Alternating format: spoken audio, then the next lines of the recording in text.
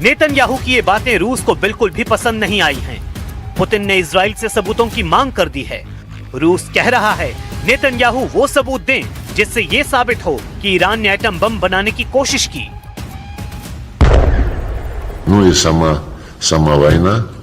О целях этой войны мы слышим регулярно, но доказательств того, что Иран разрабатывал ядерное оружие, а именно это послужило главным, если не единственным обоснованием войны, мы до сих пор не видим. Есть подтверждение и МАГАТЭ, да и американских профессиональных разведчиков, подтверждение о том, что Иран не производил и не пытался производить ядерное оружие.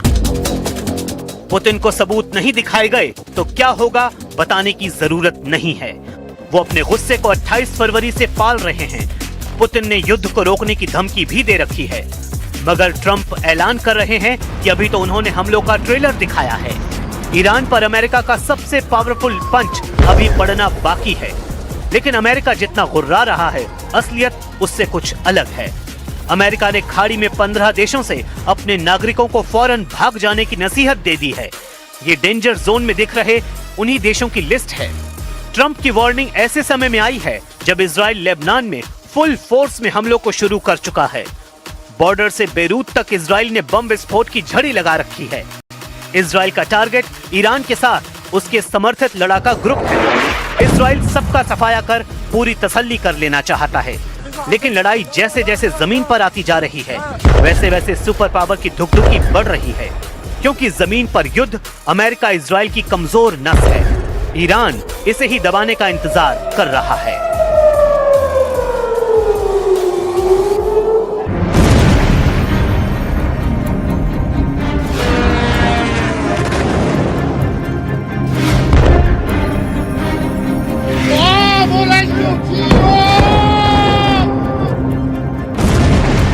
Israel में हमलों से उड़ गई है नेतन्याहू की नींद।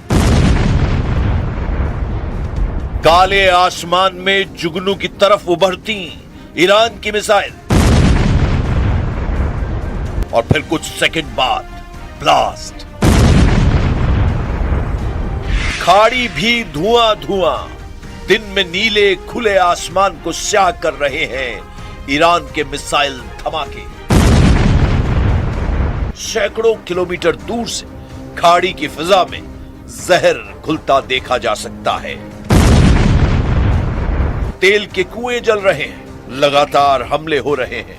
इजराइल से लेकर कतर और बहरीन तक एक एक अड्डे को बचाने के लिए जूझ रहा है अमेरिका। इन हमलों को देखकर डोनाल्ड ट्रंप ने डिमांड कर दी है, कोरिया से लाओ हार्ड, बचाओ इजराइल, बचा लो अरब वर्ल्ड, क्योंकि खत्म हुए जा रहे हैं ईरान की मिसाइल रोकने वाले इंटरसेप्टर। रिपोर्ट है कि अमेरिका का थर्ड मिसाइल वाला स्टॉक करीब करीब खत्म हो चुका है। पैट्रियट का स्टॉक खत्म होने जा रहा है। ऐसे में अमेरिका क्या करेगा? इजराइल कैसे बचेगा? ये वीडियो देखकर ट्रंप ने पैनिक बटन दबा दिया है। युद्ध लंबा चलने की बात हो रही है। क्या ऐसी जंग के लिए अमेरिका और इजराइल तैयार है? क्या ईरान में सेना उतारने की नौबत आने वाली है? क्या मिसाइल की जंग के बाद ईरान को हराने के लिए ट्रंप करने वाले हैं सबसे बड़ा फैसला? क्योंकि हालत बहुत खराब है।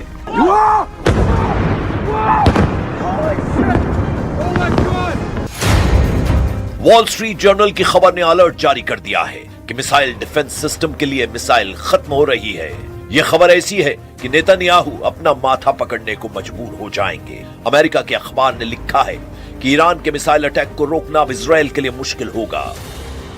इजराइल के तमाम मिसाइल डिफेंस सिस्टम के सामने बड़ा संकट गहरा गया है। अमेरिका में छपी खबर बता रही है कि नेतन्याहू और डोनाल्ड ट्रंप को फौरन कोई कदम उठाना होगा, नहीं तो ईरान की मिसाइलों के सामने टिकना मुश्किल हो जाएगा। इजराइल पहले ही अपने डिफेंस सिस्टम को लेकर जूझ रहा है। आयरन डोम बन गया आयरन मोम। ईरान की मिसाइलों ने पिघला डाला। ये बहुत परेशान करने वाली खबर है। इसी पर हड़कंप मचा हुआ है। ताबड़तोड़ हमलों से गूंजा इजराइल। तेल Aviv, Haifa, Nevatim, Beersheba, Netanyahu की नींद उड़ाने वाले धमाकों से बेचैन हो गए हैं ट्रंप। अमेरिका के थाड को फाड़ डाला। ईरान ने निकाल लिया है मास्टर किलर खैबर शिकन। इसका लगातार शिकार बन रहा है डोनाल्ड ट्रंप का सिस्टम। ट्रंप ने कोरिया और यूरोप में फोन मिलाकर बुलाने शुरू कर दिए हैं अपने नए डिफेंस सिस्टम। पेंटागन को ऑर्डर मिला है, जल्दी लाओ और थाड, जल्दी मंगवाओ और पैट्रियट, क्योंकि युद्ध शुरू होते ही खत्म होने लगे हैं। अमेरिका के इंटरसेप्टर यानी वो मिसाइल जो दुश्मन के ड्रोन और मिसाइल को रोक रही है।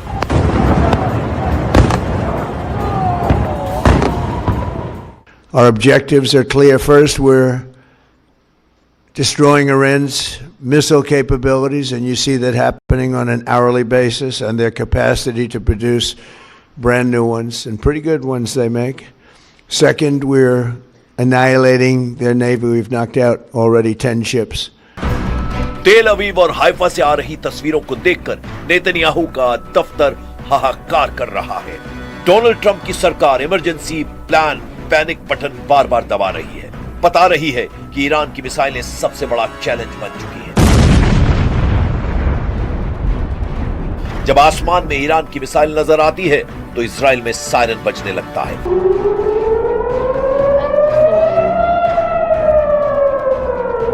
लोग पहुंच जाते हैं बंकर में और नेतन्याहू फोन करते हैं कमांडर्स को। इजराइल और अमेरिका दोनों का फोकस है ईरान की मिसाइल गोदाम।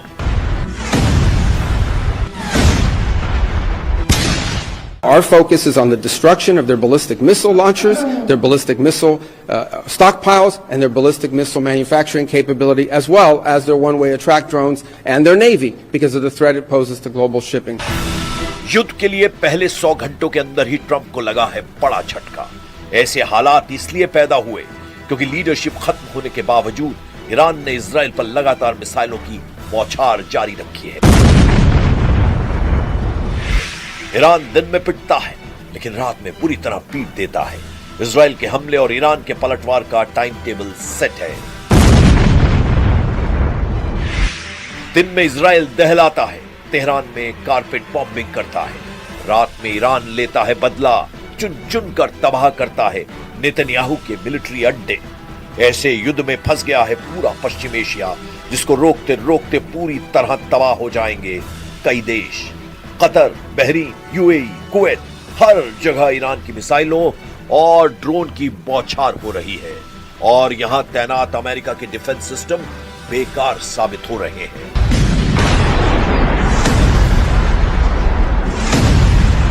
ईरान के खिलाफ अमेरिका और इजराइल का युद्ध 24 घंटे में पूरी तरह पलट चुका है।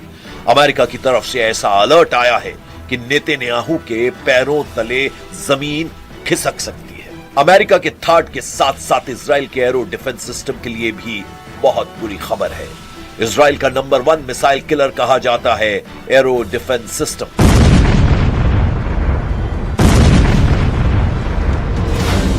एरो इजराइल का अपना मिसाइल डिफेंस सिस्टम है। इसकी रेंज 2500 किलोमीटर है। यह अंतरिक्ष में जाकर भी दुश्मन की मिसाइल को रोक सकता है, यानी ईरान की कई मिसाइल अंतरिक्ष से वापस वायुमंडल या फिर कहें कि इजराइल के आसमान में दाखिल भी नहीं हो पाती होंगी, क्योंकि एरो सिस्टम उन्हें पहले ही खत्म कर चुका होता है।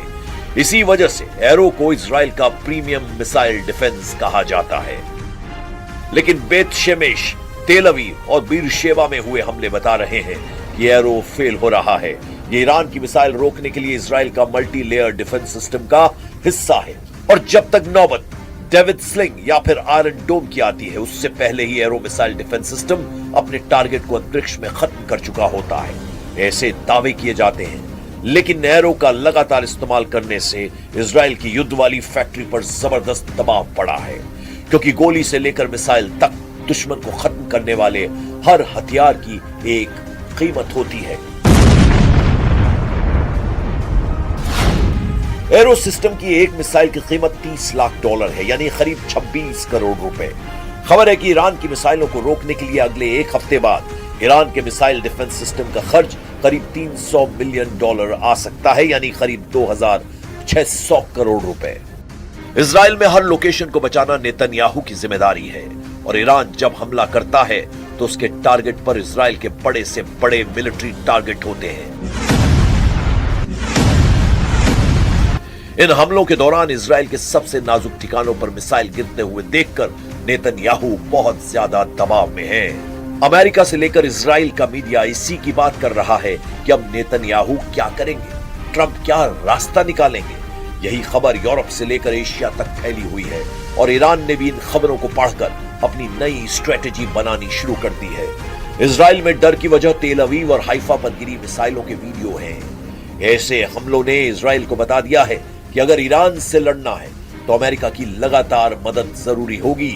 लेकिन अमेरिका क्या कहे, वो तो खाड़ी में अपने अड्डों को बचाने में नाकाम साबित हो रहा है।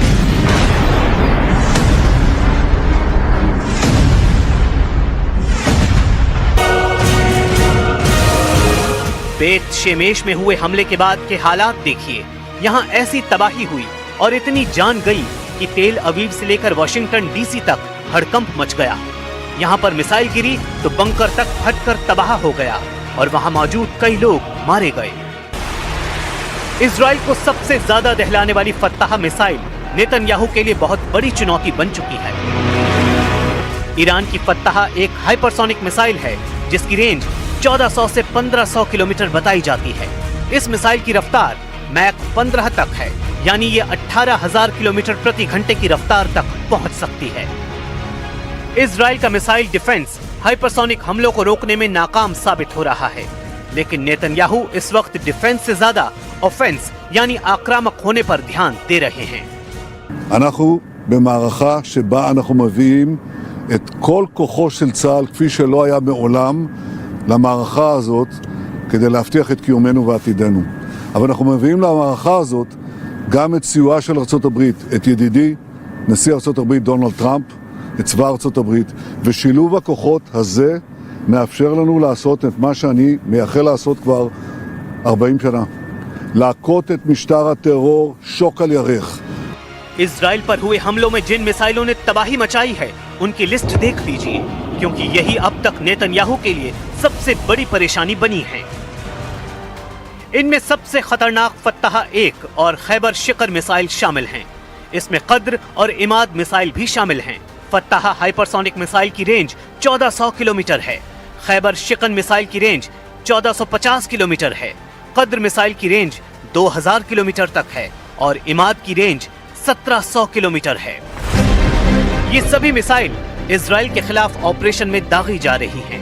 तेल अवीव से लेकर हाइफा और अशदोद से लेकर बीर शीबा और शेफाल जैसे छोटे शहरों पर भी इन्हीं मिसाइलों से हमले हुए हैं। इसलिए ईरान के कमांडर जो वार्निंग दे रहे हैं उसे इजराइल बिल्कुल भी हल्के में नहीं ले सकता। ईरान के मिसाइल गोदाम लगातार एक्टिव हैं और उसके लॉन्च पैड लगातार रीलोड किए जा रहे हैं। इनमें सबसे ज्यादा खतरनाक है ईरान की फत्ताह मिसाइल। फत्ताह की खासियत है ये तेज रफ्तार के साथ अपनी दिशा भी बदलती है, यानी एक ट्रेजेक्टरी में हमला नहीं करती। ये पृथ्वी के वायुमंडल के अंदर और बाहर सभी दिशाओं से गुजर सकती है और जब टारगेट पर हमला करती है तो इसकी रफ्तार इतनी ज्यादा होती है कि दुश्मन का इसे देखना भी मुश्किल है। ये बात नेतन्याहू बहुत अच्छी तरह जानते हैं। ऐसे में इजराइल में अगला कहां धमाका होगा, कौन सी मिसाइल कहां गिरेगी, इसे लेकर इजराइल के मिसाइल ट्रैकिंग रेडार सिस्टम काफी प्रेशर में है। इन सबसे खास है अमेरिका का थाड मिसाइल डिफेंस सिस्टम, जो पूरे इजराइल को बचाने के लिए तैनात किया गया है। थाड 200 किलोमीटर की दूरी तक दुश्मन की किसी भी मिसाइल को मार सकता है। ये 150 किलोमीटर की ऊंचाई तक किसी भी मिसाइल को इंटरसेप्ट कर सकता है। अमेरिका के पास थाड की 7 बैटरियां हैं। एक बैटरी में 6 ट्रक माउंटेड लॉन्चर होते हैं। दुश्मन की मिसाइल को रोकने के लिए थाड सिस्टम के एक लॉन्चर से एक बार में 8 मिसाइल दागी जा सकती हैं, यानी पूरी बैटरी में कुल 48 इंटरसेप्टर मिसाइल होती हैं। इसे ऑपरेट करने के लिए 95 सैनिकों की जरूरत होती है। इजराइल में ऐसे 2-2 सिस्टम तैनात रहे, लेकिन क्या ये काफी साबित हुए? बिल्कुल नहीं। हाइफा और तेल अवीव में गिरती हुई मिसाइलों ने बताया है कि ईरान एक बार में सैकड़ों मिसाइल फायर करने की ताकत रखता है और उनको रोकना न इजराइल के बस की बात है, न ही अमेरिका इसमें 100% कामयाब रहा है। अगले 24 घंटे इजराइल के लिए बहुत खतरनाक होने वाले हैं। अगर नेतन्याहू ईरान के लॉन्च पैड वाले अड्डों को तबाह करने में नाकाम रहे तो समझ लीजिए इजराइल और अमेरिका को लगातार बड़े बड़े झटके मिलते रहेंगे। ईरान से युद्ध को लेकर अमेरिका और इजराइल को ऐसे सिग्नल लगातार मिल रहे हैं।